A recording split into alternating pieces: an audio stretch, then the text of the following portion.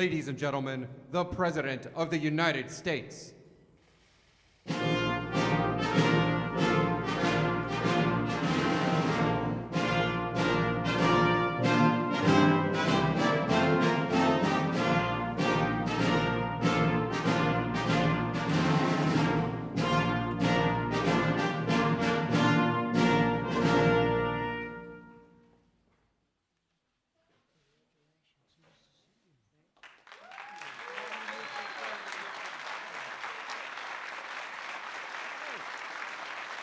Big day.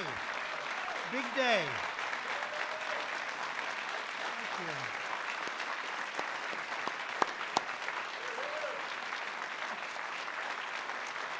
Well, thank you very much, please. Thank you. We are very honored to be joined by our incredible Vice President, Mike. Please stand up, Mike. Mike Pence. Today we're here to celebrate the truly extraordinary bipartisan, that's a very pleasant word, that's a pleasant word, achievement of the First Step Act, very important. This landmark legislation will give countless current and former prisoners a second chance at life and a new opportunity to contribute to their communities, their states, and their nations. And that's what they're doing.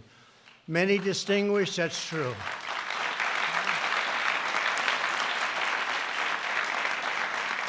Many distinguished guests are here with us for today's, really, this is a ceremony that's something that's very special, and I want to just recognize a few of them. Attorney General William Barr, thank you.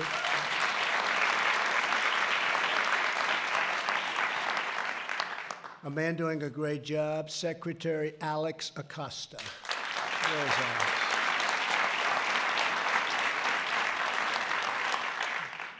Ben Carson, Ben, HUD. Setting records over at HUD. Really good, Ben, I'm proud of you. Secretary Rick Perry, former governor of Texas. And I have to say, Rick really pioneered what we're here for today. He was an early advocate and has done a great job in a lot of ways, but as governor of Texas also, an early pioneer of what we're doing today. Thank you, Rick. And a very special thanks also to members of Congress. We have with us Senators Chuck Grassley. Where is our Chuck? Chuck. Thank you, Chuck. I'm glad I found him. I'd be in trouble if I didn't find him. Bill Cassidy. Bill. Thank you, Bill. Senator Cassidy. Mike Lee. Mike. Thank you, Mike. Thank you. Senator Rob Portman. Thank you, Rob. Cindy Hyde-Smith ran a great race. Good job. Congratulations, Cindy. Great job. And a friend of mine, Roger Wicker, Senator. Thank you. And a lot of congressmen and women are here, but just introduce a few of them. Congressman Doug Collins. Thank you. Thank you, Doug. Josh Gottheimer. Thank you, Josh. And Tom Reed. No labels. A lot of governors are here, and some we're going to leave out. Because I don't like them, but that's okay. I'll get to like them. Kentucky Governor, man, I do like Matt Bevin.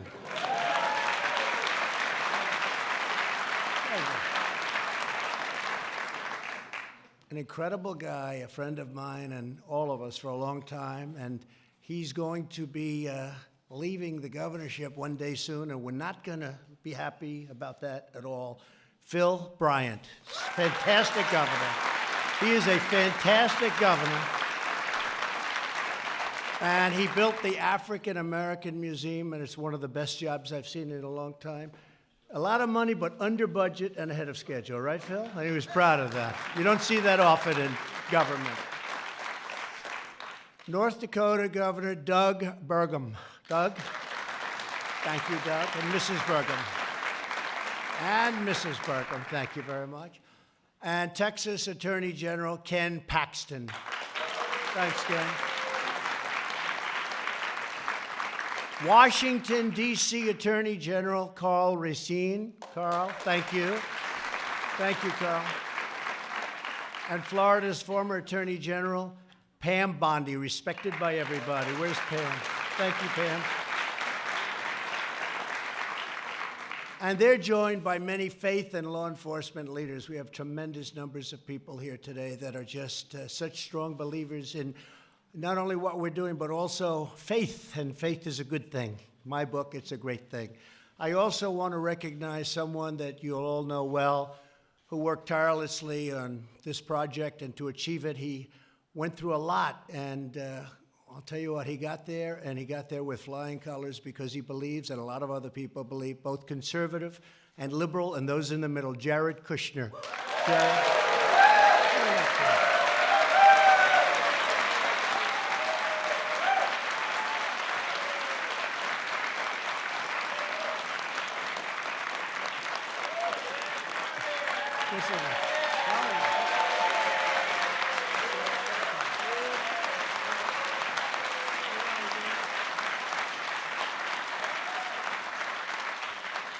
And he did not want me to do that because I saw this beautiful line, and he didn't want it, but other people did. They insisted that I do it, and it was real easy. But, you know, Jared had a very easy life. He was doing phenomenally in New York, and everything he touched is turned to gold. And then one day he said, I want to come down and I want to have peace in the Middle East, and I want to do criminal justice reform, and I want to do all these wonderful things. And his life became extremely complex. And he wouldn't trade it. I don't think he'd trade it because what he's doing is incredible. And he is doing great in the Middle East. I think you're going to have someday, before we're finished, I think you're going to have something very important signed. And I hope so. You're doing a great job. Thank you.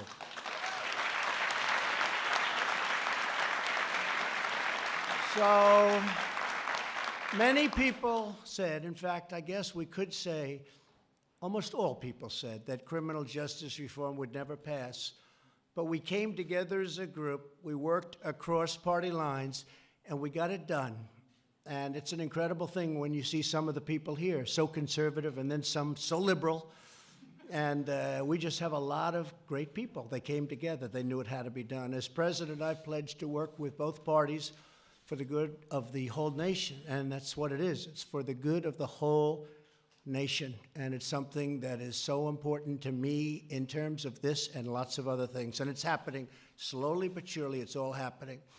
The more I met and spoke with those involved in our criminal justice system, the more clear it became that unfair sentencing rules were contributing to the cycle of poverty and crime like really nothing else before.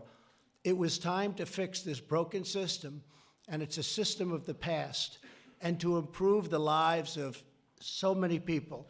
And you look at the safety and all of the things that are happening now as a result of the first step. As an example, nonviolent prisoners will have opportunities to participate in vocational training, education, and drug treatment programs. When they get out of prison, they will be ready to get a job instead of turning back to a life of crime. Right?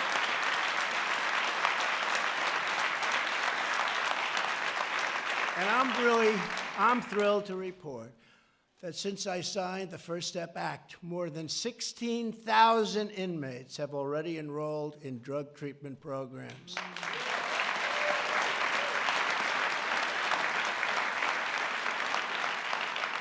And my administration intends to fully fund and implement this historic law. It's happening, and it's happening fast, and it's a lot for some people to understand, and as soon as they understand it, they say, wow, why didn't we do this a long time ago? And some of the great governors that are here with us today have already implemented it, and they were a step ahead, and now they're going a step further. and I want to just congratulate them. And these are states that I won't name because I don't know if I should be naming them, but these are states that you wouldn't think necessarily would be at the forefront of criminal justice reform. You understand that. Thank you. The First Step Act serves as a model for criminal justice reform as the state level and all over the state level, all over every aspect of what we do, and throughout many states that are following our lead and already moving similar legislation forward. Many of them are, including Arizona, Florida, Illinois, Missouri, and Mississippi. The First Step Act also ensures that those in prison are placed closer to their families and home communities so they can have that communication that they need, greatly easing their return to society. It's really important. Really important. And finally, the law rolls back provisions of the 1994 Clinton crime law that was so devastating to so many and that disproportionately impacted the African American community. Nobody believes how much, and now they understand it. In less than 4 months, more than 500 people with unfair sentences have been released from prison and are free to begin a new life.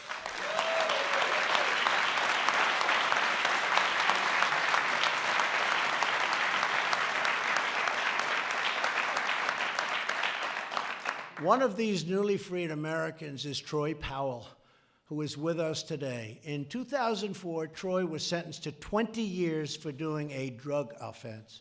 During his 15 years in prison, he took courses and worked as an electrician, and he got really good at being an electrician, really good. In fact, if you ever lose your job, come see me. I need electricians.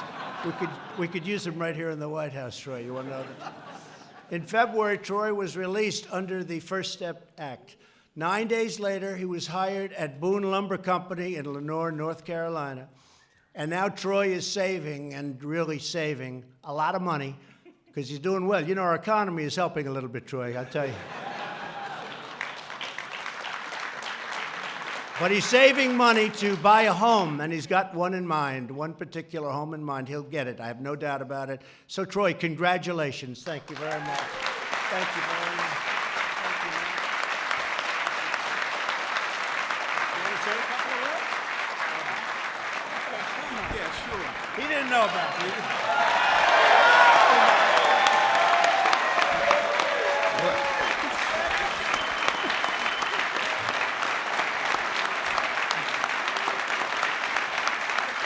Man, this is crazy. Well, first of all, I'd like to say thank you to everybody here on Capitol Hill for finally getting this bill pushed through. I mean, I know there was a lot of work involved in it, and I would like to say thank you to the organizations that got me here, like Cut 50 and Amy Can Do. Them people, I mean, they've done so much for me. It's unbelievable how much they've done for me. I never thought this bill would pass, and coming home and finding places like Boone Lumber Company that took a chance on me right out the door. I mean, no problem. Come on to work, you know. I can't thank everybody enough for that, but more than just thanking everybody for these things, there's more that can be done. I left so many people behind in prison doing 40 and 50 years for nothing. I mean, absolutely nothing. I mean, should I have went to prison? Absolutely. I committed a crime, but for 20 years for the small things that I done, I should have definitely went to prison. And I don't know what to say. I think there should be a second step. That's what I say. There should be a second step.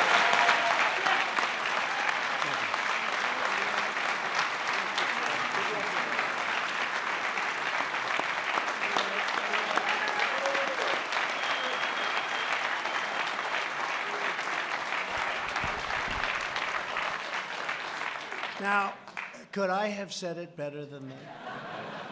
His statement about so many people, and that's true. So many people are there that really are serving 40 and 50-year sentences for things that you wouldn't even believe, that some people wouldn't even be going to prison for today. So I just think that was incredible. And don't worry, I'm going to ask a couple of, but you know, none of them know they're going to speak, and that makes it that usually produces a much better speech. We're also proud to have with us on stage 5 more Americans who have been released under the First Step Act and transformed their lives. And that includes Gregory Allen. Where's Gregory? Gregory.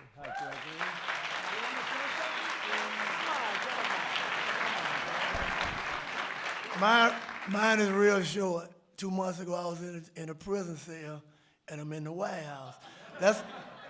Let's continue to make America great again.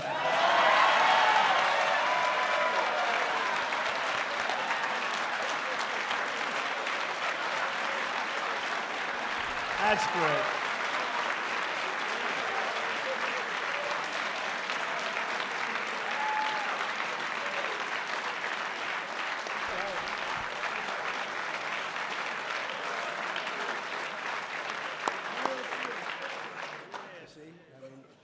And you know what? The people of our country feel the same way as they do. They feel it. Yvonne Fountain. Yvonne, thank you very much. Thank you very much, Yvonne. Oh, she wants to come up? Come up, Yvonne. She wants to come up. Come on, Yvonne. Thank you so much. God bless you. I love Thank you. I just want to say I am so grateful. First, I want to thank God because God got me through a lot in prison. Yes, I went to prison. I did my time. I was good the whole time. I worked. I stayed out of trouble. I programmed. I did what I need to do. When y'all passed this, I could have fell through the floor because I had been waiting for years and years for them to pass that mandatory minimum. That's a hard thing. But I'm grateful. I thank everybody who put their hands in it, all the hard work. And I really thank you for signing that bill. So when you signed it, I could have went through the floor. Thank you so much.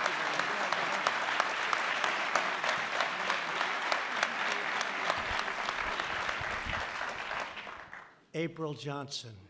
April, come up here. I just want to thank you for signing the bill. I got it on compassionate release for my daughter, and because of that, I'll be able to spend what time she has left with her.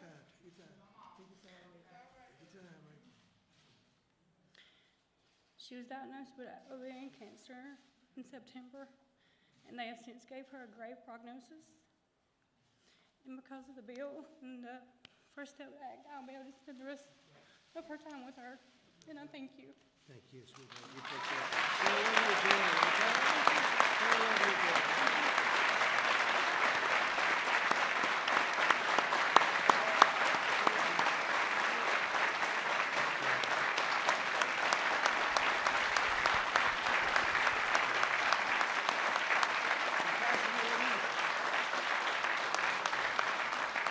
Thank you very much. Beautiful. Catherine Toney. Catherine? Catherine? Catherine, I thought that was you, Catherine. Come. Good evening, everyone. First of all, I would like to thank God. Then I would like to thank the President for signing the bill. I also would like to thank Jared. I'd like to thank Van Jones, Jessica Jackson, Cut 50, Amy Pova. I would also like to thank Harry Jackson, Bishop Harry Jackson. He's been great through my release. I would like to thank Jared for calling corporate of Walmart, getting me my first job in 16 years.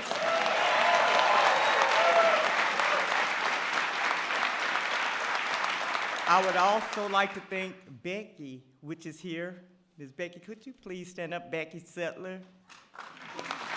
She has worked with me since I've left the White House the first time, getting me this job at Walmart, which Jared reached out to them. And I just want to thank everybody, both parties. And what I have to say is, I feel as if the First Step Act need to be fully implemented, and it needs to be fully funded in order to make this step work. It's so many people that we left behind that needs the same opportunity that we on this stage have. And if they had the full funding that this step need, it would be many of us on this stage. So I just want to thank everyone, and God bless you all.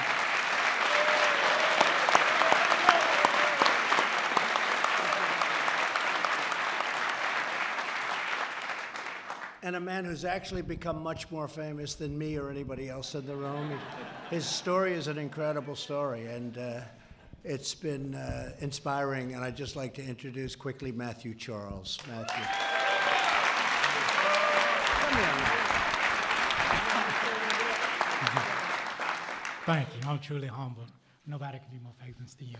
I'm truly humbled. I'm grateful. I'm thankful. Jared, the president, thank that you were insistent about getting this bill passed and signed. When it stalled in the Senate, and you informed Mitch McConnell you wanted to actually do this before that Senate and Congress went out. I'm always remember that. So I'm just humbled, thankful. In all, I'm still pleasantly overwhelmed, and it's an experience that I never forget. Thank you.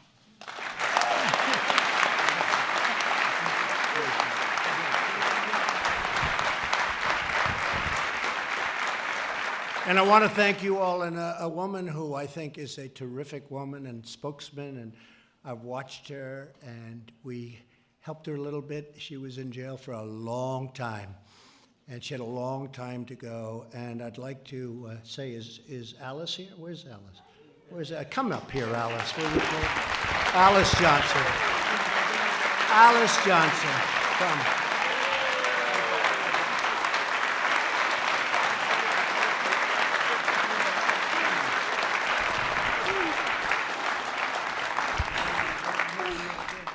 Thank you so much. First of all, everyone knows me. I have to thank my Lord and Savior, Jesus Christ, first. And I want to thank our incredible president, President Donald John Trump. I just told him I finally get a chance to hug you and properly say thank you for believing in me. And I'd like to thank all of the advocates who have fought so long for me, who have been working behind the scenes trying to magnify my case. I thank everyone in this room for your prayers. And I also want to thank the media for being so kind to me, because you have really helped magnify my story.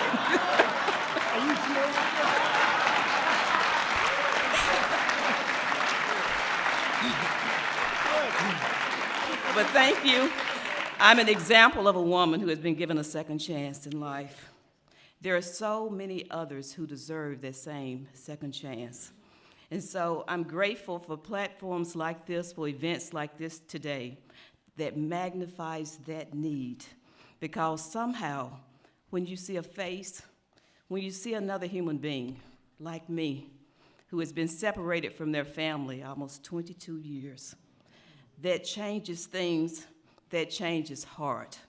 God bless you, and God bless America.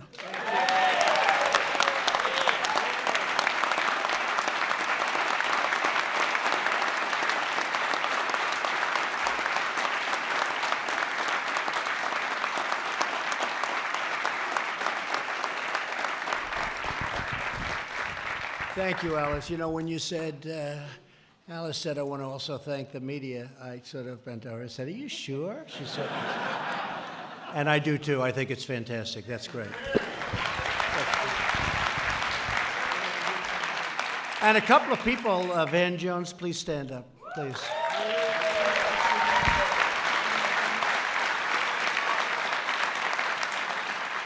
He goes after me on occasion. But you know what? He came together with this one. We all agree this is very, very strong. This is a great bonding, and we appreciate it. You worked very hard on it, along with Ivanka. Please stand up. Ivanka.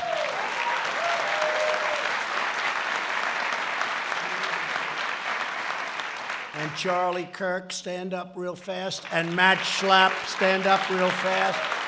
You guys. Now, that's an example of seriously conservative people, and they're totally into it, right? I mean, so many, so many. So to recognize the dignity and the potential of every American, I've designated April as the Second Chance Month, and we have a beautiful certificate coming.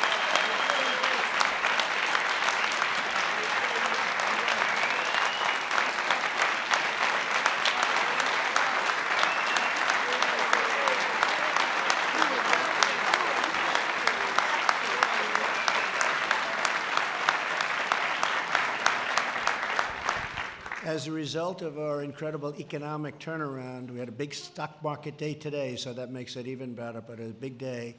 There's never been a better time for those who need a second chance and they get a fresh start. It's so incredible to see people coming out of prison. They've done, historically, as you know, very, very poorly, oftentimes having to go back because they come out, they can't get a job. Nobody wants to hire them because they were in prison. And because the economy is so strong, they're getting an incredible start, as we say. And it's also maybe even more incredible to see what the people that are doing the hiring are saying. They are in love with what's happening. They're hiring people that are great, and they're letting everyone know it. Everyone know it. Pretty incredible. So the good economy is really giving them a chance, and a second chance, and in some cases, really a third chance. And they're working out. I can't say everybody, but the word is that it's been terrific. It's been just terrific. Employers all over the country are helping out, and Walmart has been a big factor. Ivanka, I know that was through you, and other of the major companies, but also smaller companies, and the results are incredible. They're just really good, and we're very, very happy about that. So congratulations to everybody in the room. Since my election, we've created more than 5.3 million jobs. Unemployment has reached the lowest rate in more than 50 years. Last year, a record 73% of new jobs went to people who were out of the labor force, totally out, and now they're coming off the sidelines and going back to work.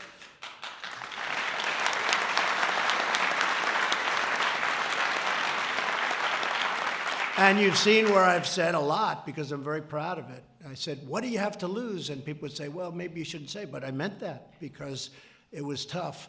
African American unemployment is the lowest level in the history of our country right now.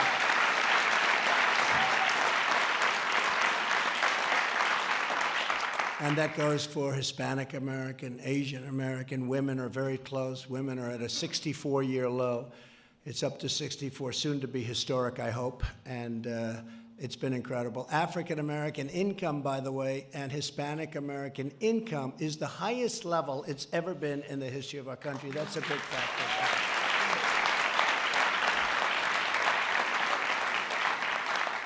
But to take advantage of everything, those with criminal records still face many barriers toward gainful employment. When Catherine Toney was released in February, she had difficulty finding work due to her past record. She applied to the local Walmart in Daphne, Alabama. As part of our pledge to America's workers, Walmart is looking to change its hiring practice. It has already started very strongly and is hiring a lot of great people, and some are getting a second chance and some are getting a little bit more than that. And I want to thank Walmart, and I really want to thank some of the big companies of our country. They're doing an incredible job. What they're doing is, I think even if you go back, Van, 5 years, 10 years, you go back just a short while ago, nobody would believe what's happening with respect to exactly what we're talking about today. Very few people would believe it. So we're very, very proud. They interviewed Catherine. They were really impressed by her resolve, her ability to speak so beautifully. She'll probably end up running for office.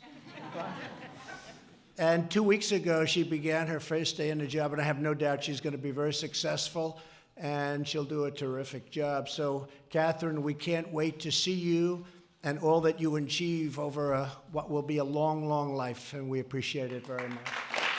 We appreciate it very much. We look forward to that. Americans with criminal records are unemployed at rates up to 5 times higher than the national average. Today, I'm announcing that the Second Step Act will be focused on successful reentry and reduce unemployment for Americans with past criminal records, and that's what we're starting with today.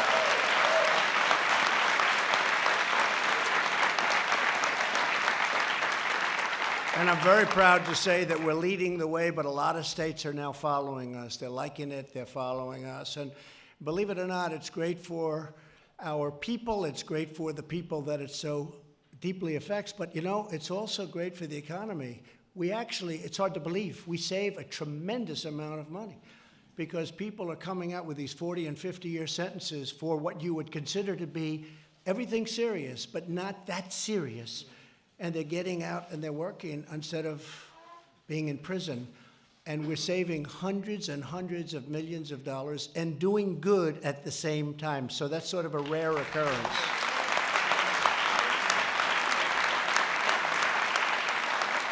Our goal is to cut the rate to single digits within 5 years, and I think that's very, very achievable, especially if the economy keeps going the way it is, and we're going to keep it going the way it is. When we say hire American, we mean all Americans, including former inmates who have paid their debt to society, and they've paid it, in many cases, more than many of the people that we think of in our society. They have really paid their debt. Our bond with our fellow citizens is what stitches us together as one united nation, sharing one common destiny. We will achieve our goal by encouraging employers to adopt second chance hiring practices. That's a movement that's very, very in vogue, but when I say in vogue, it's something that's happening, and it's happening all over. And again, we're going to lead that way, but we are really being studied by a lot of great governors in a lot of states, and some are even with us. I don't want to let them get too far ahead of us because I would hate to have that down. We came in second. That's no good. But they really are. They're doing a fantastic job at the state level. We're also making it easier to work by removing obstacles to securing housing and driver's licenses and occupational licenses. And we're promoting mentorship through proven programs such as prison fellowship, something that people really find very important and very good.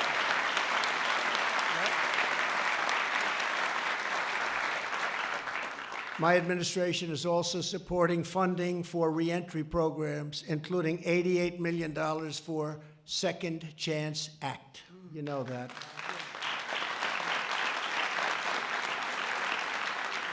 And an estimated $28 million for the Pell Grants pilot program. Great, great program. And really, I think maybe more than anything else, we're now proving that we are a nation that believes in redemption.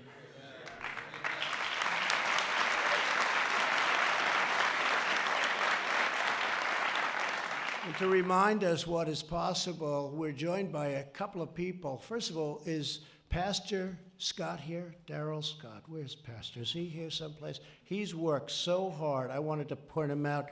Daryl, thank you very much. Thank you, Daryl. Daryl Scott, thank you. Worked so hard. Every time I see him on television, I say, I don't want to go against that guy.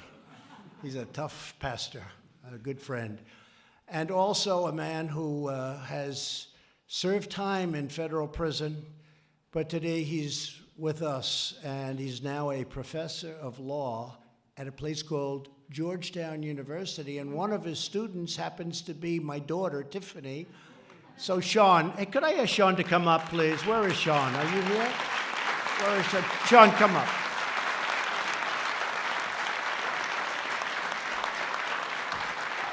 Is my daughter okay as a student?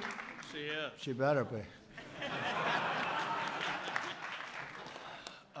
It's fun to get to come back here. The one thing I realized when we worked on First Step was I got to meet a lot of really cool people, and we worked on this together, and I have become friends with so many of you.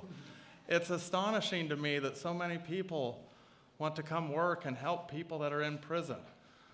Because when you're in prison, it feels very lonely, and there's not a lot of hope. And now there is more hope in the federal system than there ever has been at any point since I have been watching. And that's because of the work that everybody in this room has done. Thank you for helping people like me. Thank you for giving second chances. I think you are going to be rewarded in a way that you cannot even imagine when we get more people like my friend Matthew Charles, who, by the way, came over to our house last night for dinner. And you know what my daughter said? What? My 7-year-old daughter said, "Dad, how do I talk to Matthew? He's so famous."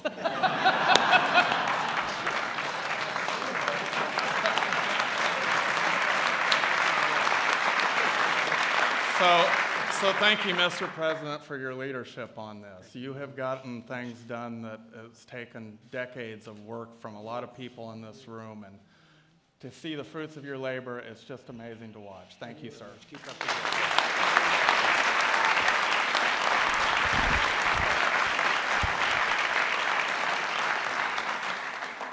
And the First Step Act proves that really, beyond almost anything we can think of, our country can achieve amazing breakthroughs when we put politics aside and put the interests of all Americans first. It's true, so true, especially in these days. If we work together for the common good, we can forge a future of even greater safety, opportunity, dignity, and freedom for the families across this incredible nation of ours. I want to again thank everybody in the room, everybody for being with us, so many leaders. I see Paula White, she's worked so hard on bringing the faith-based community together. And where's Paula? That's right, so hard. I want to thank you. I want to thank you. Such a great job.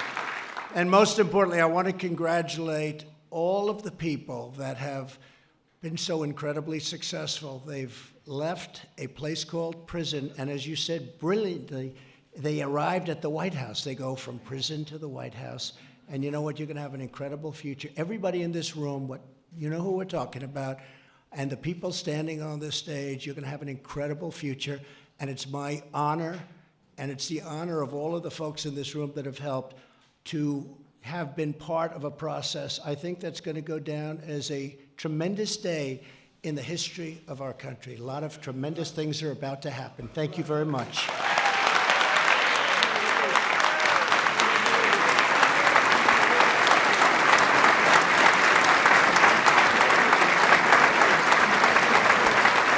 Ladies and gentlemen, please remain seated as the President departs the room.